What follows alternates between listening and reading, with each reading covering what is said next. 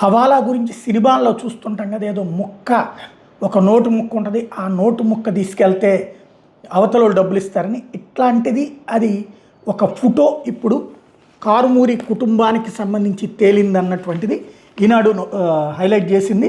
ఆంధ్రప్రదేశ్ మద్యం కుంభకోణం కేసు సంబంధించి ఈడీ దర్యాప్తులో యాదృచ్ఛికంగా దొరికిన హవాలా నెంబర్ కీలకంగా మారింది. దీని ద్వారా అనేక లావాదేవీలు జరిగినట్టు, ఇంకా చాలామందికి హవాలా నెట్వర్క్తో సంబంధం ఉన్నట్టు అనుమానిస్తున్నారు. మద్యం రవాణా కేసు నిందితుడి ఇంట్లో జరిపిన సోదాల్లో లభించిన హవాలా ఆధారం ఇప్పుడు 195 కోట్ల కుంభకోణంగా లెక్కగట్టి ఈ కేసుతో పాటు మరెన్నో కేసులు చిక్కుముడి విప్పనున్నట్టు సమాచారం.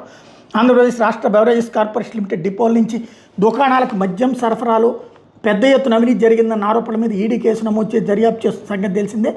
ఏపీఎస్బీసీఎల్ ఎండీగా పనిచేసిన వాసుదేవరెడ్డి, వైకాపాయంలో మద్యం వ్యవహారంలో కీలకంగా పనిచేసిన రాజకేశ్ రెడ్డిలతో పాటు ఆ రాష్ట్ర మాజీ మంత్రి కారుమూరి నాగేశ్వరరావు కుమారుడు సునీల్ కుమార్ని ఈడీ ఇప్పటికే అరెస్ట్ చేసిన సంగతి తెలిస్తే, దర్యాప్తులో భాగంగా ఈడీ అధికారులు నాగేశ్వరరావు, సునీల్ కుమార్ ఇంట్లో నిర్వహించిన సోదాలు ఈడీ అధికారులకు అనూహ్యంగా ఒక కీలక ఆధారం లభించింది. వాళ్ళ ఇంట్లో స్వాధీనం చేసుకుని ఫోన్ పరిశీలించినప్పుడు ఒక కరెన్సీ నోటు ముక్క ఫోటో కనిపించి దాని ఆధారంగా ఇప్పుడు పెద్ద కుంభకోణం తేలబోతోందన్నటువంటి వార్తని హైలైట్ చేశారు.